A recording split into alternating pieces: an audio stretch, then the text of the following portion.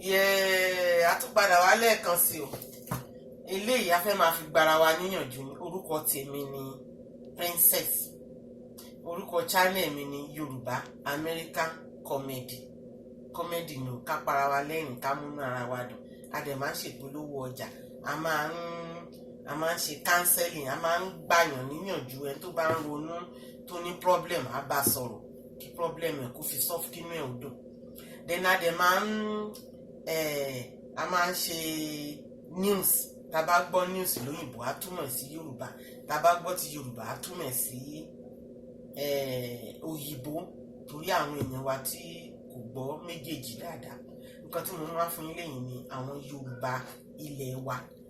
Àwọn nǹkan tá ń lò nínú ilé bẹ̀rẹ̀ láti ilé títí dé ìsàlẹ̀ àti nǹkan tó wà nínú àwọn nǹkan kọ̀ọ̀kan bí a ṣe ń pè wọ́n ní èdè Yorùbá.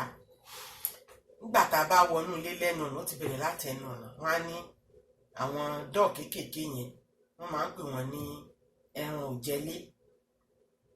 Wọ́n á pè wọ́n ní ẹran òjẹlé. Then tá a bá tún wá wọnú ilé tán inú yàrá tá à ń sùn wọ́n ń pè yẹn ní orúpò. Wọ́n máa ń pè yẹn ní orúpò. Ojú wíńdò wa wọ́n ń pè yẹn ní fèrèsé. Ibi tá a ti máa ń yọjú síta wọ́n ń pè yẹn ní fèrèsé. Then ceiling wa wọ́n ń pè yẹn ní àjà.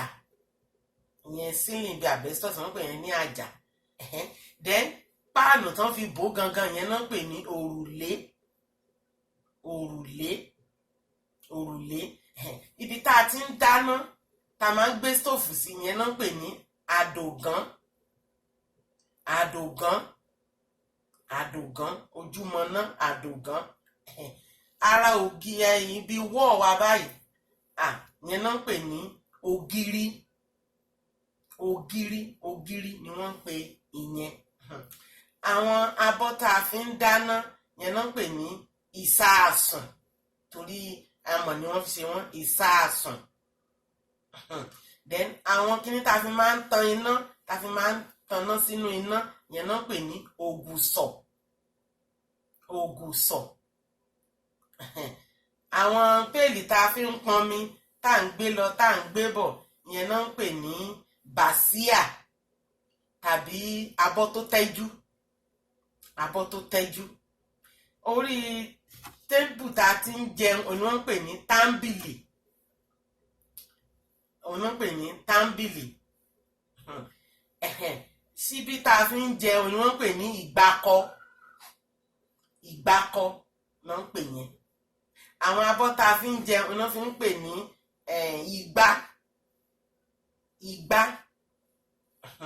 Then àwọn aṣọ tá a máa ń wọ̀ wọ́n máa pè wọ́n ní aṣọ ẹ̀tù, aṣọ òkè àti bẹ́ẹ̀ bẹ́ẹ̀ lọ. Wọ́n bá díẹ̀ tí máa ń wá fún yín lálẹ́ yìí.